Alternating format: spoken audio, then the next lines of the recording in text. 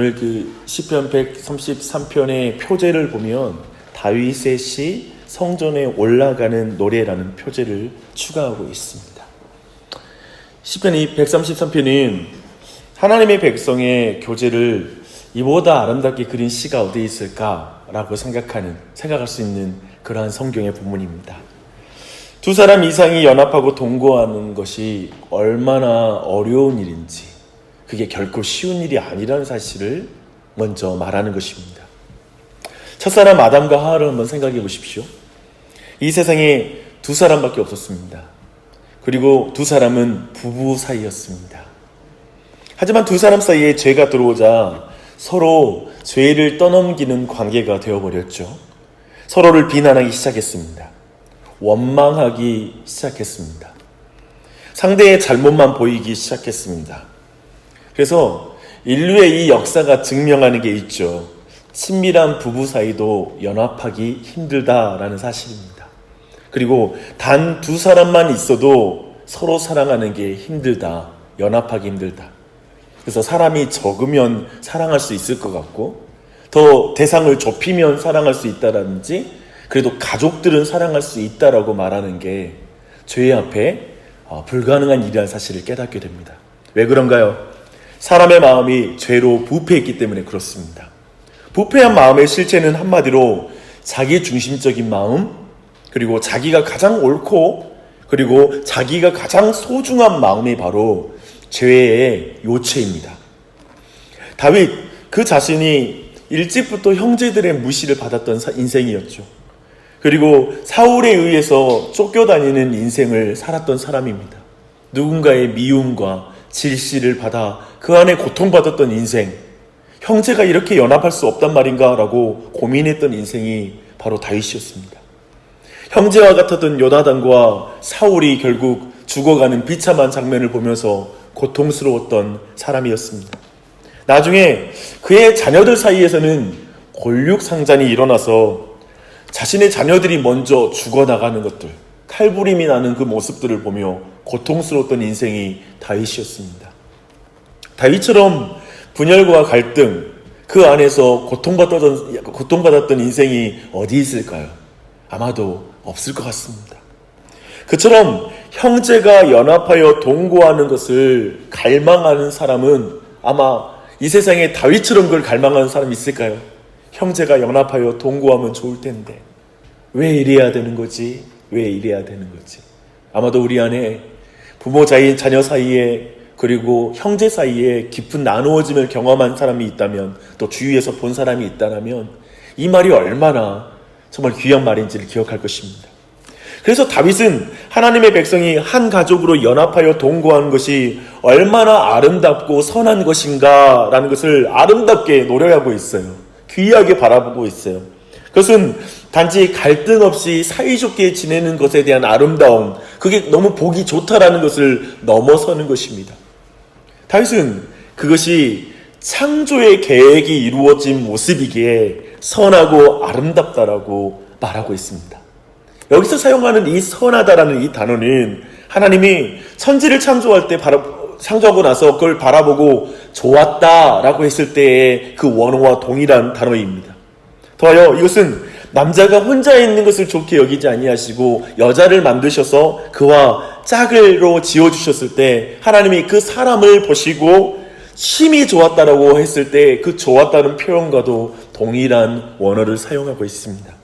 그렇다면 지금 창조의 원형이 회복되는 것이죠.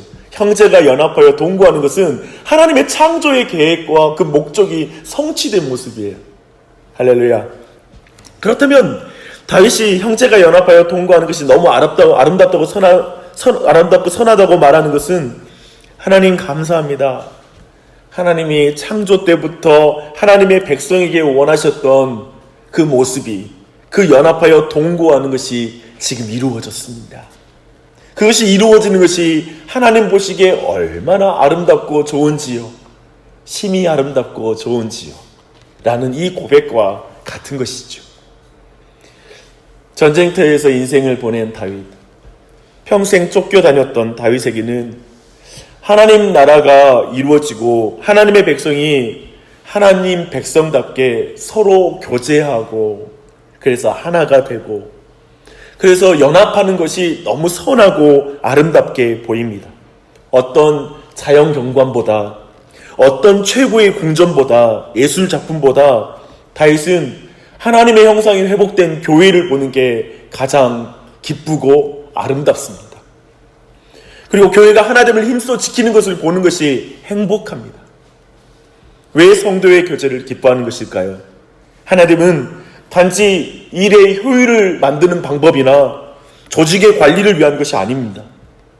하나됨은, 교회의 연합은 삼위일체 하나님의 창조의 목적을 지키는 것이고 예수 그리스도의 은혜로 말미암아 하나님의 그 목적이 이루어졌다는 사실을 드러내는 것이고 그리고 그 목적을 지키는 것으로 소중하게 여기는 것입니다. 다윗은 두 가지 비유로 그것을 그리고 있어요.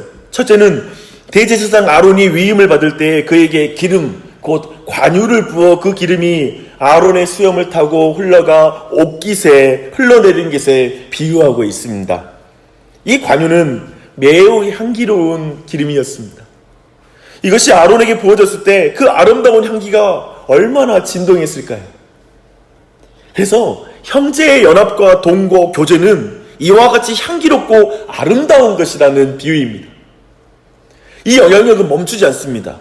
기름이 아론의 머리에서 수염으로, 수염에서 옷깃을 타고 내려가듯이 그 교제의 영향력은 위로부터 아래까지 모든 계급을 초월하여서 그리고 모든 인종을 초월하여서 모든 지역교회, 나주혁신장로교회, 다른 교회의 이름을 초월하여서 그리고 이 세상을 향하여서 그 교제의 향기는 흩어지기 시작하는 것이죠. 그 복은 흘러가기 시작하는 것이죠. 또한 주님의 백성들의 교제와 연합은 하나님이 기름 부으시는 향기가 있는 것입니다.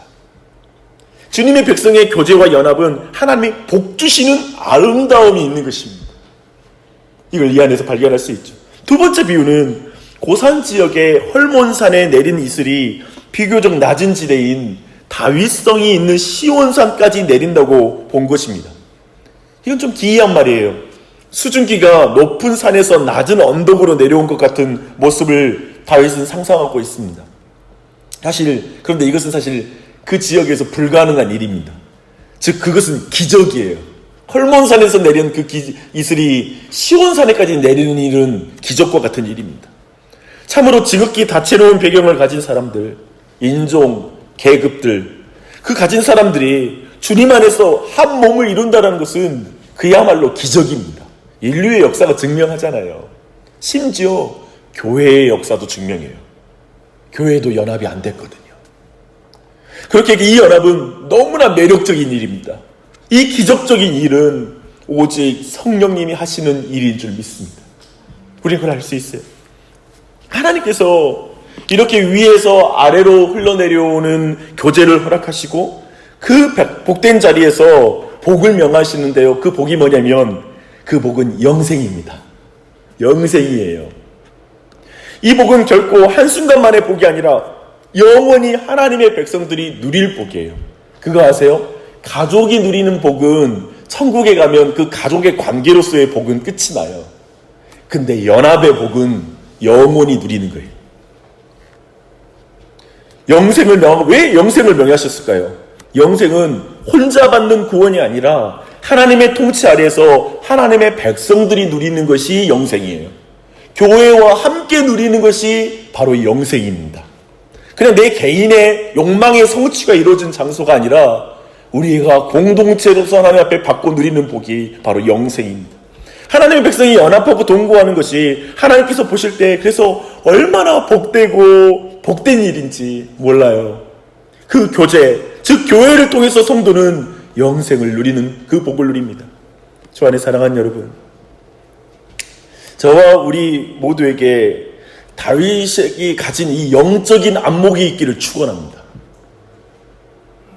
연합의 아름다움을 볼 수 있는 영적인 눈이 있기를 바랍니다.